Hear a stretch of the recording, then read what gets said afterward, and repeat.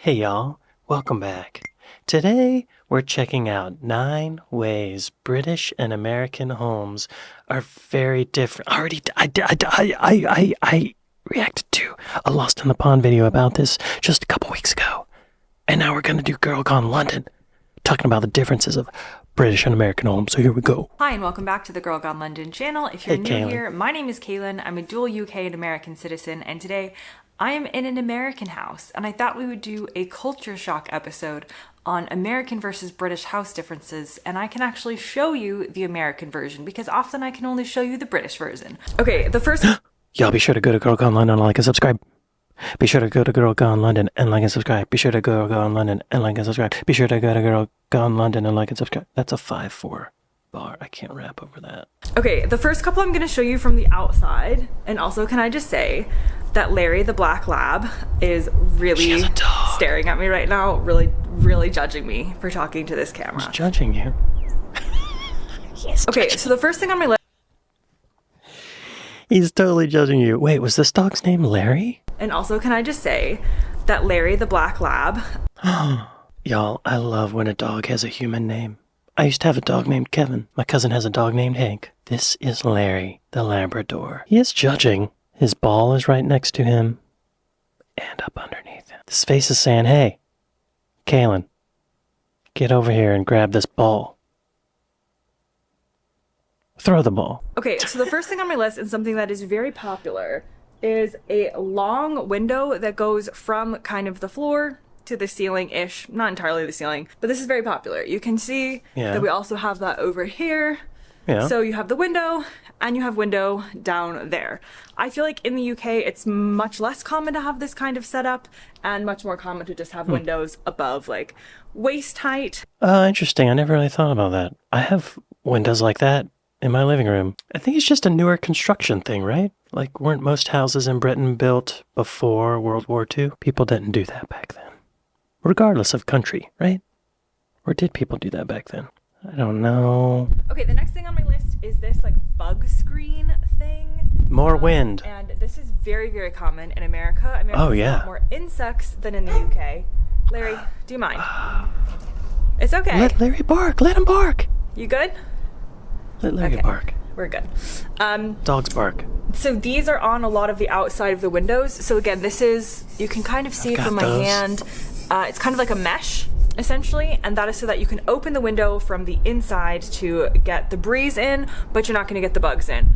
Very common, especially still get on bugs sometimes if they're small front doors and most windows in a lot of places in America. Yeah. We don't have the same concept in the UK because we have fewer insects, basically. Really? One of the main smells that I get triggered from that go back to my childhood is the smell of air coming through those metal screens. It has a particular smell that I love. It's kind of sweet, kind of vinegary, but mostly sweet, like honeysuckle on a vine. Why don't windows have screens in the UK? Because they have less bugs, according to Kaylin. I visited the UK several years ago and had the wonderful opportunity to stay in people's homes. I noticed that none of the houses had window screens in them, and when I commented, my host just shrugged. In the US, window screens are default due to mosquitoes and sundry other bugs. What does sundry mean? Of various kinds. Okay. I know you all have insects. Why no screens? Mosquitoes in Britain don't carry the diseases they do in the rest of the world. Yet. Now the next thing on my list, and I will let you see this right now by tilting up, is a ceiling fan. This is an outdoor ceiling fan for outdoor living. I am currently in a state that gets warm enough to spend a lot of time outside, but you can also see plenty of ceiling fans indoors. Next up are American size washer. British people don't have ceiling fans. I guess I have 2 ceiling fans in my 1-bedroom apartment. I could use another one. Wait, why don't Brits have ceiling fans? I never felt a need for one. Seems like just another thing that needs dusting. If I want some airflow, then opening the windows does a fine job for me. They'd only be needed here for a small portion of the year, and it is much more convenient to have a tower or desk fan that you can store away in a cupboard until you need it. Okay. I do use my ceiling fan in the winter to spread the warm air around. Is Is this good content? Next up are American size washer and dryers. So most American homes will have room for these size washer and dryers, which look massive to me now living in the UK, but they're really not for America. They're pretty standard American sizes. Looks normal. I don't know. This is the washer, that's the dryer. So this is the washing machine. It's looks a nice one. Practically industrial compared to British sizes. You can see it goes all the way down to the floor, and so you have one specifically for washing and one specifically for drying, and basically you can run your own laundromat for most American homes compared to British homes. And I do have a separate washer and dryer at home, but they are much smaller and like fitted into my kitchen as opposed to in a completely separate room. We have bigger washers and dryers because we have bigger clothes because we're fatter. And the next thing on my list has to do with the light switches. So the light switch covers tend to look different. I've never seen like this style of kind of like thin light switch in the UK. Probably it exists. But these are very American, and it even says on and then it says off. So you know, you don't have to guess. And the other thing to point out while I am here is this texture on the wall. So most British walls tend to not have texture on them. They're plastered like flat. Many / most American homes are done so it has this type of texture on purpose. I guess it's common, but it's not the default. What does a British light switch look like? I'm sure I've seen it before. Which one is it? Is it that one? We have some that kind of look like that too. Or that? Are they buttons? This is a kind. I have this. I have a couple of these and a couple of those other ones that she was showing. This. You'll have this? I kind of like the way that looks. It's sleeker. We don't need text on our light switches anymore. We know down is off, right? And up is on. I faked not knowing what it was. It was so hilarious. Is this good content or what, y'all? It has this type of texture on purpose. Now we're in the kitchen and it's time to check out the American size fridge freezer. Again, compared to British standards, this looks ridiculously big, but this is a very common size of American fridges. So I will show you, there's multiple things that open. It's the fridge up top and the freezer in the bottom. Right? That looks normal to me. And the other really fun / Hang on. Okay. Yeah. This is strange because it looks like a fridge to me. What does a British fridge look like? British refrigerator. Oh, there's literally a Union Jack on this. That looks awesome.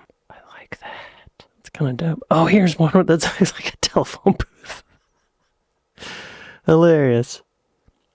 Okay, are they like this? Like just a little thinner? Okay. Yeah, okay. Yeah, I bet those smaller fridges work better, actually, and they're more efficient because they don't have as much room to cool down. I bet they're better. What's she eating? What is this? Got some salad dressing, Sweet Baby Ray's barbecue sauce, French's mustard, pasta. Got some spaghetti, some leftover pizza. What are these mushrooms? All right, they're ready to go. Got some leftovers here. This looks like salsa, guacamole. Coffee mate creamer, cold brew coffee, brewing for the next day, eggs. Yo, Caitlin is stocked, ready to go. She's setting herself up for success. You should see my fridge. It's mostly blank space and rotten leftovers. I do have some Grey Poupon mustard. I have a jar of Duke's mayonnaise, a bottle of Tapatio, Trader Joe's salad, and 2 pounds of ground turkey. And the other really fun / fascinating thing about American fridges is that it's much more common to have a built-in water and ice dispenser. So when I first got to this house and I tried to get some water, I tried to use the tap because I'm British now. And they were like, why don't you use the actual filtered water in the fridge? Because I forget that's how you do it. So you just do that. And then I can add ice, but I'm British now, so I don't really have ice in my water either. But yeah, we get the water like straight out of the contraption in the fridge. I remember when those started becoming a thing, and I thought it was so cool. And now I think it's pretty normal. You know what I don't like about these fridges that do that, though, is the ones where you have to select whether you want water or ice, sometimes I just forget to touch the button and I get ice when I want water, and then I got ice cubes everywhere. Or I just want ice to put in another beverage into, and water comes out, and now I got water all over my glass. Next up is something called the garbage disposal or food disposal, which is in here, so I'll show you in a second. So this is a classic American sink, and if you look in here, you will see it says food waste disposer. I have one of those, and it's broken because I roasted chicken in this glass casserole dish thing, and I took the chicken out, and while the thing was still hot, I put it in the sink and blasted it with cold water. The whole thing shattered. The glass went down into the drain, into the garbage disposal, and it's all locked up. Broken. I hope my landlord's not watching this. Next up are American appliances and how they're not necessarily built in. Often they're not built in, particularly oven. So I'll stand here because you get a better view. It looks built in. This is the oven. As you can see, it's a freestanding structure, which is very, very common in America. So I feel like built-in ovens are relatively common in the UK, but American ovens tend to be the freestanding ones that you can pull out. And if we look above, microwave. Very, very common to have your microwave hanging over your oven. So this is a very traditional American combo. This has been in all the houses I've lived in, as well as this house. And yeah, so we like a hanging microwave and a freestanding oven. We do. But you know, what does a built-in oven look like? I'm drawing a blank. Oh, right. My grandmother had built-in ovens like this, stacked on top of each other. I mean, I guess she's still, well, no, she's dead. She doesn't have them anymore. She has no earthly possessions any longer, except for my heart. And yeah, the microwave above the oven/stove, that's really common. But you know what's also common that I don't like is a microwave down below in your crotch area. Maximum testicular cancer, please. Right? Don't put a microwave next to your crotch. Or don't put your testicles next to a microwave. Or any glandular object. Any gland. Moving on. Now we're in the bathroom, and I'm showing you that shower curtains, as opposed to a screen, are a lot more common in the US than I feel like they are in the UK. This what do you mean is a based screen? on nothing but anecdotes from my general experience, but I typically find, unless you have just a walk-in shower in the US, that we all have a bath shower combo with a shower curtain. So here you can see the shower head, which is usually fixed, and then we go down and you see the bath/curtain. And this, for you wondering, is a real live American toilet. You asked. Wow. I showed you. Now that brings me to the end of my American house tour video. What is a shower screen? Do they mean like a door? Look at this lady. There's a naked lady in the shower. That's not what we're looking. That's for later, brain. What is it? What's a screen, though? It's a door, right? Like a shower door, right? Maybe if I type the word British in front of it, it'll... Fluted glass shower door. Oh, this is nice. The picture of this shower makes me want to shower in it. Shower door. Okay, shower door. What's the shower screen? I feel like screen and door are interchangeable, right? Well... yeah, I got one of those combo shower bath things with a shower curtain around it. I'm one of those people that got super freaked out by the movie Psycho, so I get a little afraid taking a shower with the shower curtain drawn. So I found a shower curtain with the top about that much is a mesh that you can see through. That's for people afraid by the movie Psycho. So if someone walks in the bathroom, I got at least a 2 or 3 second heads up that there's some dude dressed up as an old lady coming in to stab me. I highly recommend the shower curtain to all others who are afraid of the movie Psycho. And this, for you wondering, is a real live American toilet. It's an American toilet. It's fat, it's dumb, it's arrogant. That's an American toilet. You asked.